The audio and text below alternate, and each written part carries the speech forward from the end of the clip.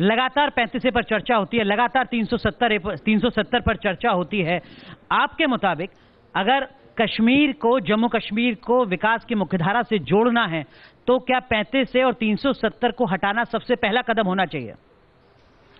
देखिए, मैं इस 35 और 370 के बारे में कुछ गलतफहमियां दूर करना चाहता हूं। 35 कोई इंडिपेंडेंट आर्टिकल लॉ नहीं है। 35 राष्ट्रपति राजेंद्र प्रसाद ने एक ऑर्डर जारी किया था, प्रेसिडेंशियल ऑर्डर कहते हैं उसे।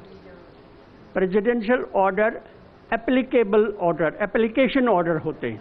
मतलब ये है कि वो किसी लॉ के बारे में, किसी आर्टिकल के बारे में उसकी व्याख्या करते हैं, उसको कैसे अप्लाई किया जाता है, इसके नियम कायदे वो बताते हैं।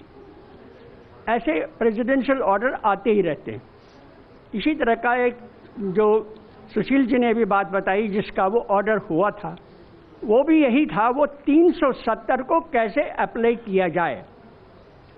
370 इंडिपेंडेंट आर्टिकल है जो पार्लियामेंट ने पास किया, बिल्कुल पास किया है, उसको कैसे अप्लाई किया जाए, किस तरह उसके अलग अलग उसकी जो प्रोविजन है उसको लागू किया जाए। ये यहां तक तो सही है, लेकिन प्रेसिडेंशियल ऑर्डर चुपचाप चोरी छिपे हमारे संविधान में कैसे आ गया?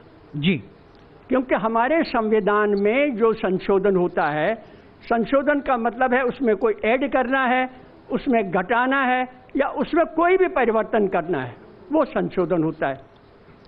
ऐसा करने का अधिकार सिर्फ पार्लियामेंट को। सर, लेकिन जो 35 और 370 के प्रावधान है और उसको जिस तरीके से परिभाषित किया जाता है, ये कहा जाता है कि पूरे देश के लिए हो सकता है कि संसद सर्वोच्च हो, लेकिन जम्मू कश्मीर के लिए भारतीय संसद सर्वोच्च नहीं है। संसद जो कानून बनाएगी ये बाध्यकारी नहीं है कि जम्मू कश्मीर में वो कानून लागू होंगे। मेरा मतलब ये है कि वो 35 केवल प्रेसिडेंशियल ऑर्डर था जी, उसको भारतीय संविधान में लाना एक, मेरे हिसाब से एक कॉन्स्टिट्यूशनल क्राइम है।